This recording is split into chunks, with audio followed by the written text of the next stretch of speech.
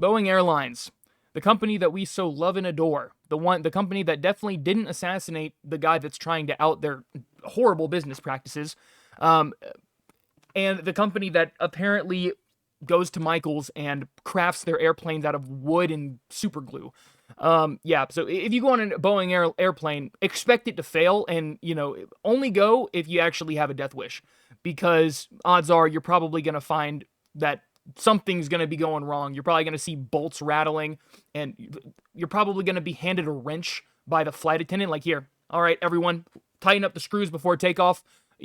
Because their airplanes are actually made out of like faulty materials. Like, they were taking faulty materials and just slapping it on airplanes, trying to meet deadlines, trying to make whatever they could make work.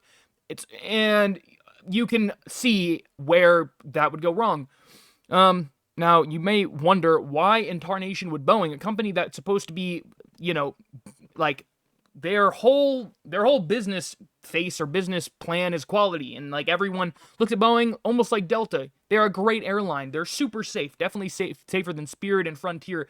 However, I'd rather ride in the like wheel fuselage of a Spirit Airlines airplane than I would on Boeing after what I've heard in this case. They literally would take deceptive parts, or not deceptive, but they would take not even remanufactured parts, like parts that were known to be defective, and put them on other planes. I don't know how like more stupid they could get. Regardless, I'm like repeating myself here. But it's only gotten worse. It's only gotten worse. As you guys know, I'm sure you've watched my first video. Oh wait, hold on. No, you didn't? Wait. Go watch that one first and then come back and watch the rest of this one, I guess, because the situation for Boeing has only gotten worse and more. I'm only more speculative now that something behind the scenes did go down after like every single one of their higher ups is being scrambled right now. They're being let go. The CEO is stepping down, which only makes them look more guilty amid all of these like accusations and stuff. They're running for the high hills. They're not staying. They're running as far away from this dumpster fire as possible. It's like the Arcane scene where they like jump down a trash chute and just land on more trash. They bounce off of scrap metal. That's exactly what's going on here. Pretty much. They're trying to slip and slide their way out of this, but it only makes them look worse. They're only going to find themselves in deeper water, and just it once again, if they did assassinate John Barnett, then they're probably cooked. And well, we already kind of know that their airplanes are fucked. Like, their airplanes are not good quality. Once again, if you have like a Boeing airline flight lined up, I recommend just not going. You'll do better in the Amazon for a month than you will in a Boeing airline the moment of takeoff. I'd be surprised if it did take off. Another little piece of information that I wanted to just inject into this video real quick that I didn't in my first video is the fact that Boeing had a feature, a system, an update that broke everything. It's called the MCAS system on the Boeing 737 MAX, and it was supposed to basically make the 737 MAX feel just like the original Boeing 737, which it did, which it was able to do. But the big issue was that Boeing didn't actually tell the pilots that the airplane had this system, which led to 2 airplanes unfortunately crashing, burning, and everyone died, pretty much. And could the pilots have saved the airplanes if the MCAS system, had failed and they would have, they knew that it existed? Yes, they could have. The chances of it were actually pretty low, because when the failures occurred, when the MCAS system just went kaput, kind of pooped itself and just died, it sent the planes into a nosedive at a pretty low altitude. So they might have not even had the chance to disable MCAS and like fix the plane manually, even if they were notified about it. But still, the pilots didn't even know MCAS existed, and they were flying the plane. It's one thing for for the consumers on the plane, the people that are, going from point A to point B, to not know about a system like that.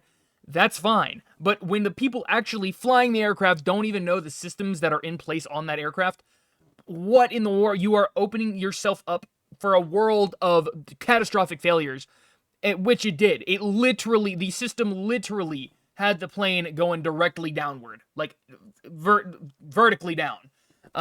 So yeah, it was a very unfortunate situation that could have been avoided.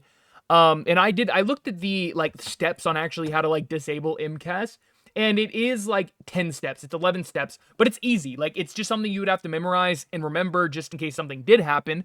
Would they have been able to do it in a super short amount of time? You know, you have to think about the panic factor and all that stuff. Like I want to lead towards like probably not, but still, if they would have known, the chances are significantly higher than zero. So, yeah, and once the MCAS system fails, there was kind of like nothing they could do. There was literally like no saving the situation, because they didn't even know how to save the situation. So, yeah, yeah, just wanted to add that in there. So yeah, and the fact that John Barnett was assassinated the week before the trial date. It's something I've heard a couple of different dates. Like it was the day before, it was a week before. I'm not 100% sure how the distance, but it was very close to the date where he was going to out Boeing and everything that they were doing incorrect while working there, because every time he would bring up an issue or a problem, the manager would be like, yeah, don't worry about it. It'll be all right. Oh, the airplane doesn't have any engines? Okay, that's fine. Send it. Send it. Like an airplane. Let's fucking, like, launch it or something. Yeah, like, they pretty much just shut down John Barnett at every turn when he was supposed to be the quality manager of the airlines, or one specific plane, which had a ton of issues that John Barnett was trying to bring to the table. Like, hey, our airplane probably won't even fly. And they're like, yeah, send it. It's all good. Don't even worry about it. And yeah, right before the trial date, he ends up dead in his car with like a suicide note. And yeah, you guessed it. It didn't even sound like him, or at least that's what his family claims. They read the suicide note and said, this does not even sound like John at all. And he also told one of his family members, if I come up dead or I apparently commit suicide, I didn't actually commit suicide. He said that to his family. So when a man says something like that, you should probably believe him, because that means he probably won't commit unaliving or whatever.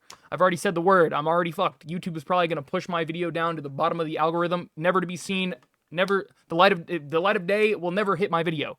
But regardless, yeah, he's unfortunately cooked, but I will say his lawyers are going ahead with the case. They are not going to stop and quake in their boots. They are going at them full force. The cavalry. They're going to bring the cavalry to him.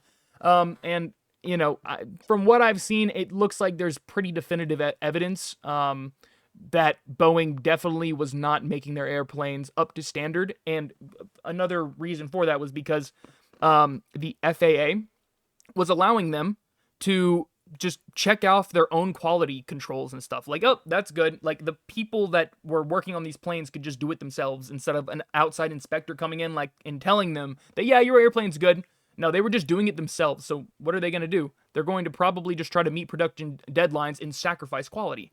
So regardless, I'm not going to keep on rambling your ears off. I just thought that was interesting that the CEO decided to step down amid all of this controversy, which you'd think that he would just fight his if he was innocent of what they're claiming against him, and the company, then he would probably just try to retaliate, be like, no, actually, these are all false accusations, because like, it just makes him look more guilty, him stepping down. So, you know, let me know what you think down in the comments, guys. Yeah, that's all I got. See ya.